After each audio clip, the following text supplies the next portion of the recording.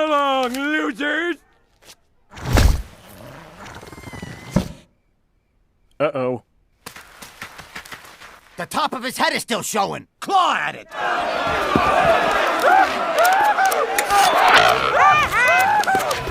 What's going on, Falcons fans? Logan here. Welcome back to Wrestling Rundown, and if you're new here, welcome.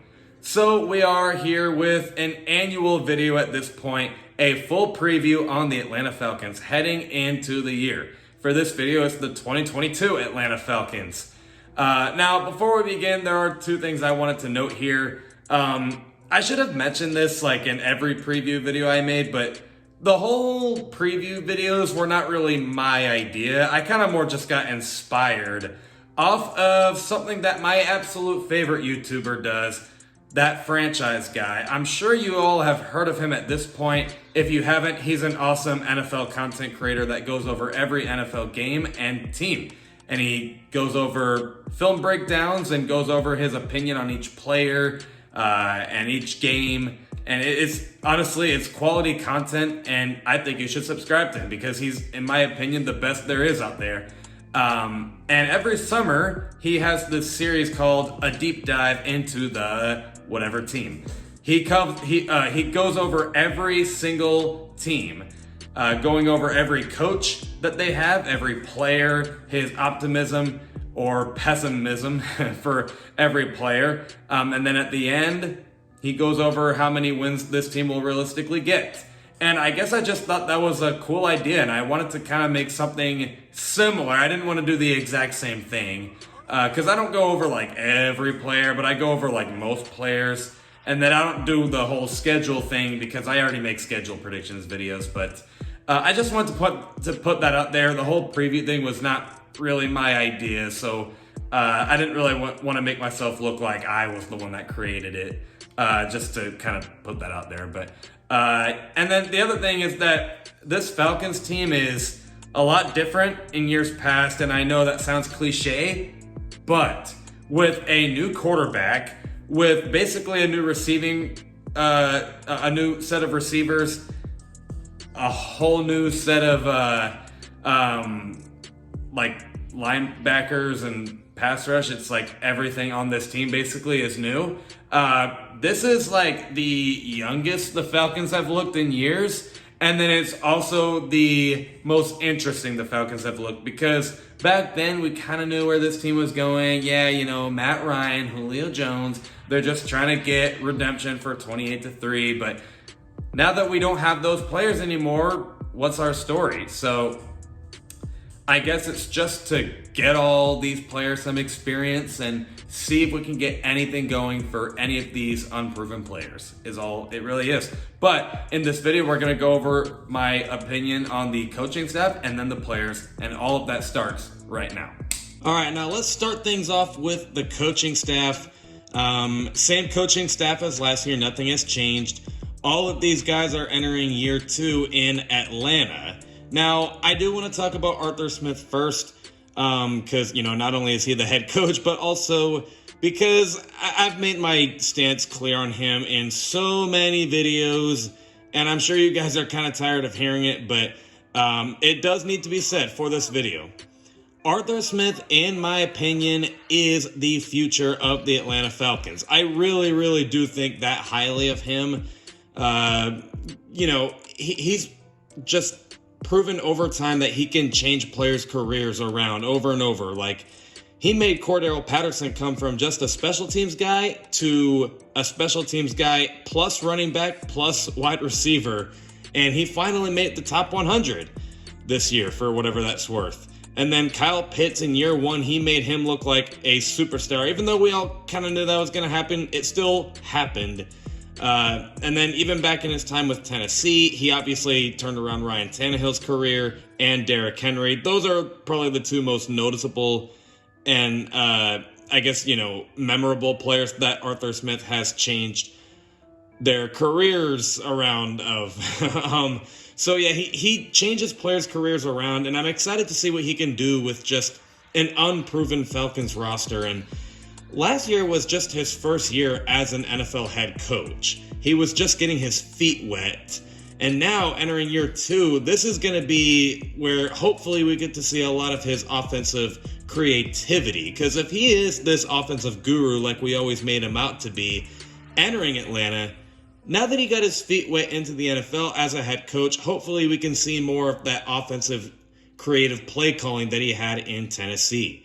And we are expecting still some play action, bootleg, sometimes running the ball a lot with Arthur Smith, which is something we've been lacking a lot of ever since 2017, I want to say. We just haven't really had a great running game. Maybe Arthur Smith can finally bring that back. And now that we have a mobile quarterback, we'll just see what he can do with mobile quarterbacks. I really believe in Arthur Smith. He's a guy that can discipline his players. Listen, I don't hate Dan Quinn or anything, but like something I didn't like that Dan Quinn did is I felt like he just didn't bring in any discipline. Like every single play that was a turnover for the Falcons or just something that didn't go our way, he was always just like, it's all right, guys, we can do it. But Arthur Smith makes it pretty clear that if there's a mistake, the team is going to have to pay. And you can tell, like last year, the team was in every single game. Instead of, with Dan Quinn, they were always up in the beginning and then they'd start choking the lead. Or if they weren't up at all, they would basically just get blown out. Arthur Smith's Falcons were in it like the majority of the whole entire season, like in every single game. And with that roster that they had last year, they should not have been in playoff contention. But I'll quit with Arthur Smith because I really do believe in him. And I can't wait to see what he does this year. Now, then there's Dave Vergon, the offensive coordinator. He kind of just exists, to be honest with you. Like, he didn't call any... Well, I don't want to say he didn't call any offensive plays. He might have. But I don't know. I feel like he didn't really do anything for us last year. So, I don't really know what to make of him. This is kind of just a wait-and-see approach with Dave Vergon. So, my stance on him last year, where I was like, he didn't really have the best resume with the quarterbacks he's worked with, like, Mitch Trubisky, and I guess he worked with Kirk Cousins, but it's a wait-and-see approach with Dave Vergon. I don't really know what to make of him, to be honest with you. And then Dean Pease, the defensive coordinator, he'll go down as or at least one of the greatest defensive coordinators of all time. He's worked with Bill Belichick with the 2007 Patriots, John Harbaugh with the 2012 Baltimore Ravens, Arthur Smith with the Tennessee Titans. He has always had his defense ranked in usually like the top 8 statistically. And he's just, he's a proven defensive coordinator, but the problem is his defense as of late hasn't really been the best. Before he retired in 2020, his defense with the Tennessee Titans was statistically ranked 15th, which is not bad, but for Dean Pease, who was consistently ranked in like the top 8, top 5 sometimes, that wasn't very good. And then last year, I get that he didn't really have a lot to work with, and he was shaking the rust off of retirement, but man, that defense was not the best. So, I think Dean Pease can turn it around. This is the best defensive coordinator we've had in years.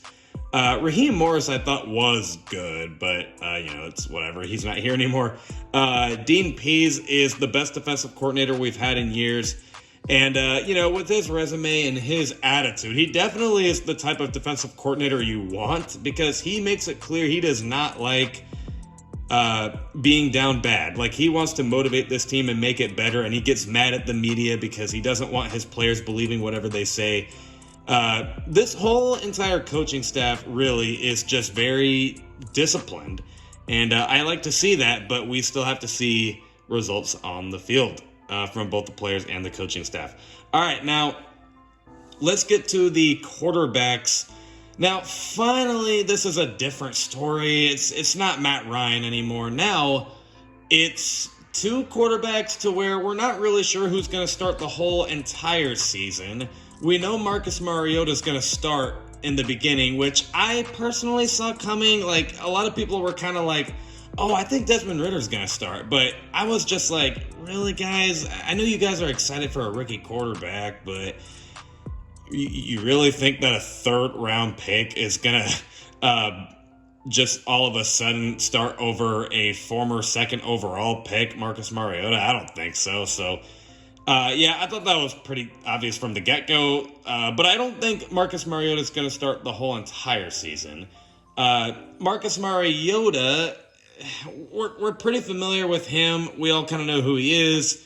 He was a former second overall pick to the Tennessee Titans, didn't live up to the hype because of injuries and just didn't really use his athletic ability, I guess. Went to the Raiders after being benched by Arthur Smith. And then, he used a little more mobility, showed a little more confidence, and now he's getting a second chance with the Falcons. And I'm not going to act like I know Marcus Mariota personally, but I think that's actually a pretty good story for Marcus Mariota. Just to think, I'm playing with the same coach that benched me. And, with the Tennessee Titans, I was drafted second overall in 2015. I didn't live up to the hype. Then I got benched, went to a different team, and was the backup. And now here I am getting another opportunity to be the starting quarterback. This is my chance to redeem myself. And we know Marcus Mariota has it in him. Like, he's got a strong arm. He's got mobility. It looks like he's showing a little more confidence and swagger, which is pretty cool to see.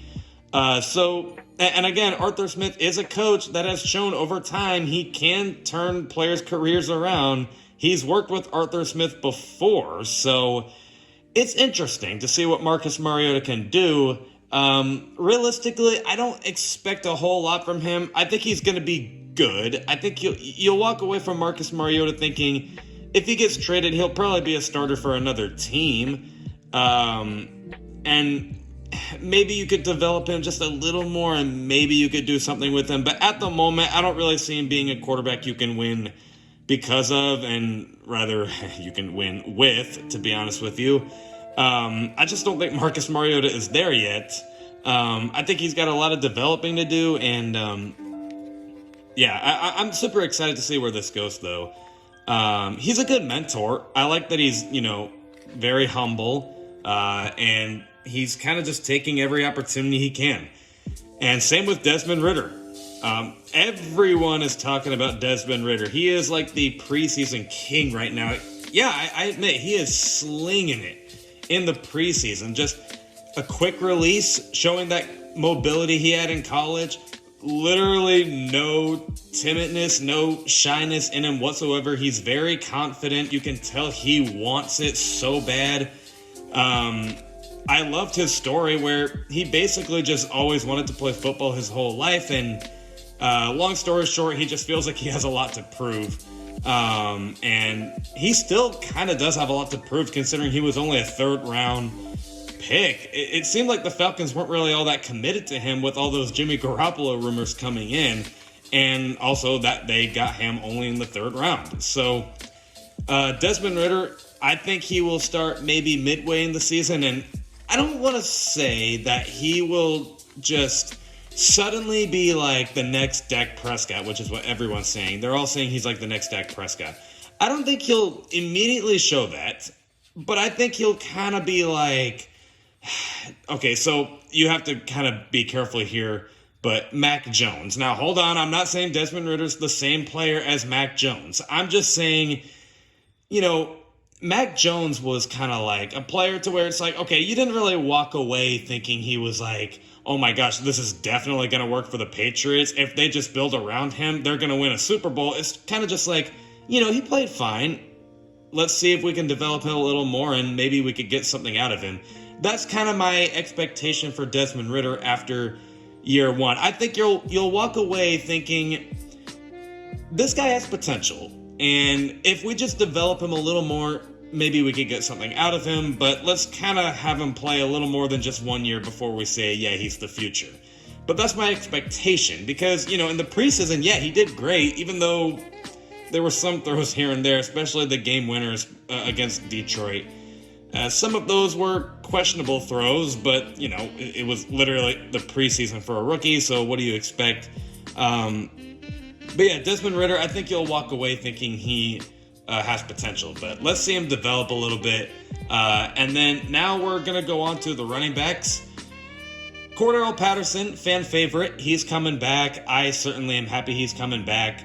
I won't speak too long for him because everyone's pretty familiar with who he is. Great special teams guy, but he also can play multiple positions. And it was inspired by his mother that worked, I think, 3 different jobs. So Cordarrelle Patterson is just an awesome inspiration. Amazing to his fans and his players. Always recruiting players to his team. He's just a locker room guy that you want. And yeah, he can do it all. He is a very physical running back. As a receiver, he's, well, very physical. Like, he definitely liked to stiff arm and truck people and, you know, just play football. That's really what Cordarrelle Patterson liked to do. And it was nice to see Arthur Smith turning a player's career around. And, you know, he slowed down a little bit late in the season, but I still think Cordarrelle Patterson will be an X factor for the 2022 season. I think his production will be a little less, though, you know, considering that we have 2 new running backs, Tyler Algiere and Damien Williams, which we're all pretty familiar with Damien Williams. Real quickly, Damien Williams is just kind of like a Tevin Coleman in a way. Like, he's not really like this big bruising running back. He's kind of just that running back to where he uses like quickness and agility. And then as a receiving back, he's a huge factor there too. So I like that Arthur Smith realizes, you know, he doesn't have Derrick Henry on the team. He's going to need more receiving backs. And that's why they brought back Cordarrelle and Damien's to the team. So yeah, they're both going to be X factors for the running game and the passing game. And I'm excited to see where that goes. Now, Tyler Algiere is the only different running back here that I am excited to see. He was a big bruising running back, and maybe, just maybe, we have a poor man's version of Derrick Henry, because we're not going to get a Derrick Henry. Derrick Henry is just his own man, but we get like a very poor version of Derrick Henry in Tyler Algiere, because he's working with the coach that developed him, and Tyler Algiere was always this big bruising running back that we've been waiting to see. Finally, we might get to see that. So Tyler Algiere, big year for him. And then there's also Quadri Allison, but I'm so done talking about him. He is just a running back to where we always want to say he's going to break out and never does. So that's Quadri Allison. Now, the wide receivers, though, this is a little scary. And I'm not talking about how they're scary players and they're going to scare defenses. I'm talking about, like, this is a really, like, ugly group of receivers, and I honestly think it's going to be pretty rough. Because they just got rid of 2 receivers that I was, like, so sure if they were going to make at least some sort of impact.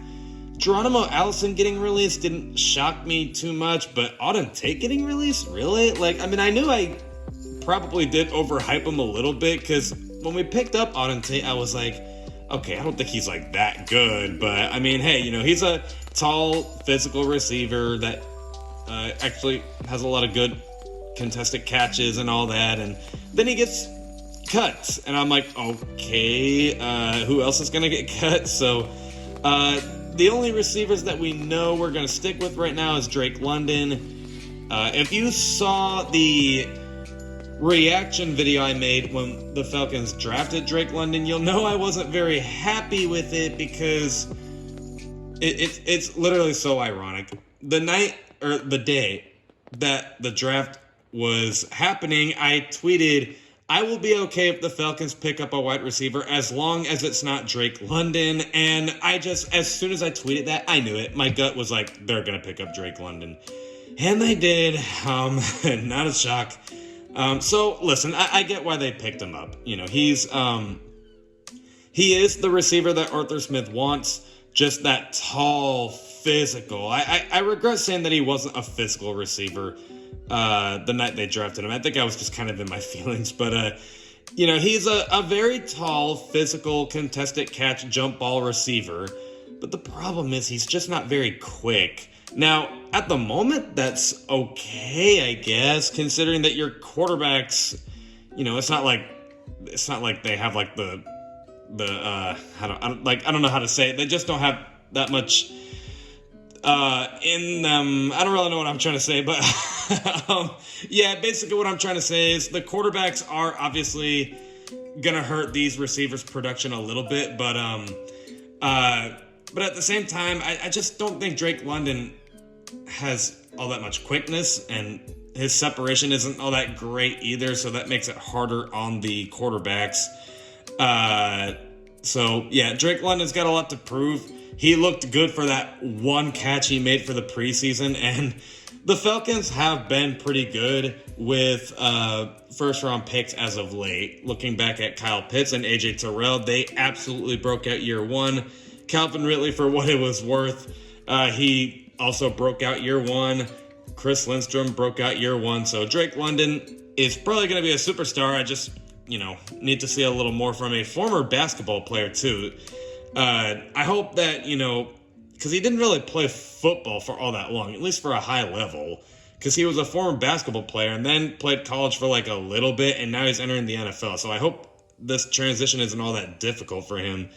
But yeah, Drake London is probably going to be fine. I just, I'll be honest with you, I don't think he's going to produce a whole lot, but maybe I'm wrong. This isn't to bash Drake London, by the way. Like, in the future, I think he could be good. But year one, I think there's just a lot of developing to do, is all I'm trying to say, especially because he doesn't really have the best quarterbacks to throw it to. Bryan Edwards, basically the same thing as Drake London, like just this tall, physical, jump ball catch wide receiver, and was actually pretty good for the Raiders last year. And now he's getting a much bigger opportunity as a starter, if he doesn't get cut. He's getting a much bigger opportunity as a starter for the Falcons, and he is still young. Like, wasn't he drafted like in 2020 or something like that? So he's still got a lot of developing to do. So Bryan Edwards, I always was pretty excited for this player. Like, I always thought he was pretty good last year, and when I saw that we picked him up, I was like, hey, we got ourselves a physical receiver that we needed, especially for the running game. We have these good run blocking receivers. So Bryan Edwards, hopefully good things will come out of him. But at the same time, he's just like every other receiver on here, has a lot to prove. Olamide Zaccheaus, he's been around for a little while. We all like him. He's a very fast receiver. Holy crap, he's quick. He's got good hands. But there's something about him that's just missing a little bit. He's, maybe he's just not that, like, physical or something, but, like, there's something off about him that you just kind of wish you could see a little more of. But I like Olamide Zaccheaus, and hopefully he has himself a good year. And then the rest of the receivers, I don't really want to talk about them. Frank Darby is still on the team at the moment. He's a good locker room guy. You like his energy, but he just didn't really get a lot of playing time. So we just got to see a lot more from him. And then we go to the tight ends, and the only one I'm going to mention is Kyle Pitts, because the rest of the tight ends, I think, are kind of just there to run block, to be honest with you. I don't think they're actually here to make this big impact in the passing game. Kyle Pitts, we're all familiar with him, made the top 100, this absolute freak of nature, physical, fast, great route runner. He's supposed to be a wide receiver, but he's instead a tight end. He literally looks like Megatron, but in a Falcons uniform kind of guy. So yeah, that's Kyle Pitts. Honestly, we should move on. Offensive line. Okay, now, earlier in the year, I said that, if you said that this was the Falcons' biggest weakness entering the year, I wouldn't really say that it was some hot take or anything, but I was a lot more optimistic in it. But I will admit, not anymore. This offensive line, it might actually be the weakest unit on this team. And the only bright spots is Jake Matthews. He's coming back after an extension. Finally, he's not really getting all this much hate and underappreciation from the fan base, which was weird to me. I don't know why he always did, but finally people are kind of catching on to the fact that he's a good player. So, he is getting up there in age, of course, but he can still play.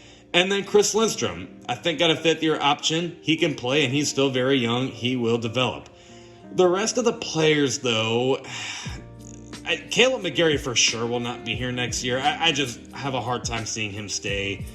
He got bigger physically, so maybe he's got something to prove, but, just because you get bigger physically doesn't really prove that you got better as a football player. Mike Davis we saw last year, he was famous for that one picture of these giant quads, and it's whoa, this is our running back, look at those quads, and Mike Davis did absolutely nothing. So Caleb Mcgarry got more physical and bigger, but as a player he's just got to be more consistent. And even though I always will pride myself for saying that the Falcons were going to get an offensive lineman in the first round of the 2019 draft, even though everyone doubted that, I'll always pride myself for being right, but at the same time, I always did kind of question why it was Caleb Mcgarry of all players. I just was really? Caleb Mcgarry? This guy to me just didn't really have, I just felt like he wasn't really all that stable. I don't really know if that makes any sense, but just whenever he was blocking players, even in college, I always felt like he just didn't really stay upright all that much, and I'm just this guy's kind of getting pushed around a little bit, so... but I gave him a chance because, I guess I was just too prideful that I got the whole they'd get an offensive lineman thing right. But, man, Caleb Mcgarry has not looked good, and he's just got a lot to prove if he wants to stay, at least, stay for one more year. Matt Hennessy, I liked him coming out. He was an absolute mauler in college, but in the NFL, he just hasn't quite done it. Now, credit to that franchise guy. I didn't see this myself, but in his deep dive, he showed that he actually was pretty good at run blocking, and I guess I just totally slept on that. I guess I just thought he sucked as a whole, but then I was actually, you might be right. I guess he is a good run blocking center, but as a pass blocker, he's just got a lot to prove. I still like him. And he does have a little monkey on his back with Drew Dahlman breathing down his neck trying to get the starting spot. And I like Drew Dahlman too. Drew Dahlman actually, when he stepped in, looked pretty good. And if he stepped in as the starting center, I wouldn't complain. But both he and Matt Hennessy are kind of the same player. They actually are fine. They're not bad players. You don't walk away thinking they suck, but just a little ways to go for them. And as far as the run game goes, I have absolutely no worries with this offensive line. They sure can run block. And then they got the running backs to carry the ball and the receivers to run block. So this run offensive line will be fine, but passing, hopefully Arthur Smith could kind of get something going. And then Jaylen Mayfield, oh goodness. Do we even want to talk about him? Is he even going to make the roster? Honestly, I don't know if I want to talk about Jaylen Mayfield. I literally made a video last Tuesday saying if the Falcons should cut him already, and I said no. But real quickly, because that whole video is basically my thoughts on this absolute meme for the whole entire NFL. Jaylen Mayfield, listen, I feel bad for him because I did like the pick, but he has the confidence and he wants to play, but man, something about him, I was always kind of questionable. I always questioned why the Falcons never picked up a veteran offensive lineman to help mentor him and not set him up for failure. I always thought that was so weird. They kind of just made Jaylen Mayfield get another year to start without realizing that he clearly needs help and he clearly needs to be mentored. I don't want him to be set up for failure. So he's looked absolutely miserable. The whole entire NFL, all of last year, the preseason of this year, practice, training camp, everything. He looked horrible. I would only give him the first 4 games of the regular season, and if I don't see any improvement from the guy, then I would cut him, even though he's only in year 2, because he just sucks, man. He's not good. I want this to work out. I hate talking about how players might not succeed, but gotta be real, man. He just hasn't looked good. And if he looks as bad in the first 2 games of the regular season as he does now in the preseason, then yeah, cut him, because this just looks horrible. I wish they got him a mentor and had him like sit for a little bit, because he also had to play a different position. Gosh, poor Jalen Mayfield, honestly. But yeah, if you want to hear more thoughts on him, go to really any video I have on Jalen Mayfield. But the one in specific is the whole should the Falcons cut Jalen Mayfield. It's literally the last video I made. And I'm pretty proud of it. But that's the whole offense. Now we're going to go on to the defense. And I said that the defensive line was the weakest unit of the Falcons.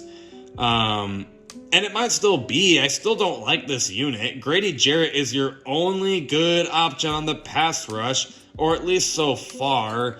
Grady Jarrett is just the type of guy you want. He's a leader. He always is willing to get better. And, he is just getting better every single year. He kind of got like double teamed last year, so that's why his production rate wasn't really all that good. But yeah, he's still a good player. But outside of that, you got Lorenzo Carter coming back from Georgia, so that should be kind of cool to see. A former Georgia Bulldog coming back home, and maybe the crowd will hype him up and he'll feel that energy, and the energy from him will be fed off to the crowd. And every Falcons fan just loves seeing a former Georgia Bulldog come to their team. And he actually was pretty solid in the NFL. He's made some plays. So maybe he could do something cool for this pass rush. Taquan Graham has been pretty interesting in the preseason, but still nothing super exciting. I never really loved the Taquan Graham pick. I always just kind of was like, he just, to me, didn't really have a whole lot in him. But I don't know. Maybe he can turn things around. And then the other players, just like, do I even want to mention their names? Like, Rashaan Evans is also on the pass rush. Like, maybe he does something. Marlon Davidson, to me, he's got to be cut. He can't stay healthy. He sucks. This pass rush stinks. Honestly, we're going to move on. This is a terrible pass rush. Whoever that Notre Dame guy, Odekunbo Jindeji, like, what's he going to do? Oh, actually, I'm sorry. I forgot one more player. I should have listed him. Arnold Ebiketie. Almost forgot about him. I don't know how. I like the pick coming out. Like, I was like, okay, he's a good second round player. Some people said he should have been in the first round, which, okay, like, I guess I can see it. He had some good moves as a pass rusher, and he's very physical. So maybe we could get something off of him. But still a rookie at the end of the day. He's actually looked pretty good in the preseason. This pass rush, I like, oh gosh, this just sucks, honestly. Now we're going to go to the linebackers. Okay, so the linebackers, when you look at it on paper, looks awesome, but there are some issues. Deion Jones, I was like so like wondering where he even went. Because Deion Jones just disappeared out of nowhere. There were all these like trade rumors, and he didn't practice. He just got injured, and I'm like, okay, like, does anyone know what's going on with Deion Jones? Like, what's the situation here? Finally we hear the news that he was basically playing injured all of last year, and I guess he's coming back healthy. He will never be the same player he once was, but hopefully he can get back to his roots if he even stays on the Falcons, because there's been trade rumors, but it looks like he'll probably stay. Deion Jones, he's very good in coverage. He's not the most physical linebacker. He's never really been a good tackler, but as far as with coverage goes, he's always been pretty good. So hopefully Deion Jones can get back to his roots. Michael Walker, I was wrong about him. I hated the pick when we got him, because I was just like, he comes from a small school, and he was only in the 4th round. It's not like he's going to do a whole lot for us, but I was wrong. Michael Walker is actually good. He's great in coverage. He is Deion Jones, but much more physical. Michael Walker's a very physical linebacker and great in coverage is all you really need to know. And yeah, he wants it. He's a good player, good locker room guy, it seems, and I'm excited to see where this goes for Michael Walker. And then my favorite pick of the whole entire 2022 draft, Troy Anderson. Now, he's kind of like Drake London, I will admit, because, it's not like he's new to football, but he's new to linebacker. Because, forgive me, I can't really remember the position he used to play. I think it was like quarterback or something. But, he tried out linebacker for a year in college and looked pretty good. And he also played special teams, and he played frickin' quarterback. So, obviously, they're going to use this guy for trick plays. But as a linebacker, he was only I think a 4th round pick, and he is entering his first year as a pro as a linebacker, in which he only played for 1 year. So I get the pessimistic outlook on him, and I guess I can't really criticize Drake London for adjusting to football for a short amount of time to the NFL, and then all of a sudden say differently about Troy Anderson, even though he's played football for a little longer. But Troy Anderson, I'm really excited to see where this goes. I just want to see what they can do on trick plays and how he is as a linebacker. And he seems like a hard worker. So, just an overall cool guy to be with. I'm excited to see where this goes for Troy Anderson. And then, last but not least, we're going to go to the secondary. The secondary, I always felt, was the most, set unit on this Falcons squad. Either that or the running backs. But, this secondary is actually looking pretty promising for once in our life. We bring in veteran Casey Hayward. He is getting up there in age, I admit it, and, it shows. He'll get burnt a couple times, but he's still a good player, and he's still got a little bit of that juice in him, and he's also just a veteran player that can coach up our younger guys anyway, so you always want that. And you pair him up with AJ freaking Tyrell, the best player on our team, literally without a doubt. Either him or Kyle Pitts, but AJ Tyrell, I was so wrong about him, and I'm honestly happy that I was wrong about him because he's turned into one of my favorite players, and I'm happy to say that I came from this huge AJ Tyrell doubter and this hater almost, because I almost hated AJ Tyrell in a way, but now all of a sudden I'm praising AJ Tyrell almost every chance I can get. Just how can you not like AJ Tyrell? He gets snubbed in everything though. He didn't make the Pro Bowl. I'm not really caught up with the top 100, but if he didn't make the top 100, I don't know why. I would not be surprised. He just, for some reason, does not get respect, and everyone just they like Trayvon Diggs more simply because he had more interceptions, and he plays for the Dallas Cowboys, the most famous team in maybe all of sports outside of the Lakers, I guess, or the Yankees. The Cowboys are definitely up there, and just the Falcons, I'll admit it, nobody thinks about the Falcons, and I think that's part of the reason AJ Tyrell doesn't really get recognition is because his team just sucks, but why are we sleeping on AJ Tyrell? He's literally the best corner in the league, at least a top 2 or 3 behind Jared Alexander and Jalen Ramsey. I literally want to spend 40 minutes talking about this guy, but I can't. But let's go to the rest of the players. Isaiah Oliver's coming back at nickel. I agree that they should give him a prove-it-year deal. And I've always kind of been a doubter of Isaiah Oliver, to be honest with you. Everyone liked him last year, and don't get me wrong, I see it. He definitely improved with Dean Pease as his defensive coordinator. He was much more physical, and in coverage, he was much better than he was with, every other, season he had with the Falcons.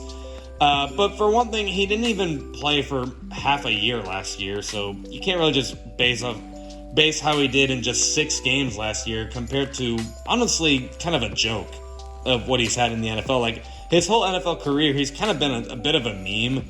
And then all of a sudden, for 6 games last year, he looks good, and everyone thinks that's what we're going to get again. I hope that's what we get, but I'm not just going to look at 6 games of the season and just think that's what we're going to get. And he's also kind of injury prone. Like, he just can't stay healthy, and man, I don't know. Like, I agreed that we should give him another chance because, yeah, he did look good last year, but and I root for him. Like, I want it to work, but I'll be honest with you, I don't really think he's going to stay for much longer. But I don't know. We'll see. Maybe Isaiah Oliver proves me wrong. He actually played much better at nickel corner than he did outside corner, so maybe he just needed to find that right position for him. And then the 2 safeties here, Richie Grant and Jalen Hawkins, are virtually the same player, so I'll kind of just talk about them at the same time, and you'll kind of see what I mean. But both of them are very young but flashy safeties. And they both want it. They both have that personality, that ball hawk mentality, very physical, and they just chase after whoever has the ball, which is what I loved about Jalen Hawkins especially. It's like whenever someone catches the ball, they don't hesitate. They literally go after that guy within like a heartbeat because they got speed and they can tackle well, good coverage abilities. They're both great safeties, and they've got to improve a little more, and then we might have ourselves a promising safety set. And yeah, those are the safeties. And that's actually the whole entire roster, really. Like, I know I didn't mention every player, but, you know, like, I think I, for the most part, covered the players that probably we only want to talk about, to be honest with you, except for our kicker, Younghoe Koo. Younghoe Koo's the GOAT. I literally just had to mention that because how can you have a 2022 Falcons preview without mentioning Younghoe Koo? All right, that's the preview. Let me know what you guys think in the comments below. I will see you guys with a video this Tuesday at 11 o'clock a.m. Eastern. Love and appreciate you all for the support. And as always, rise up.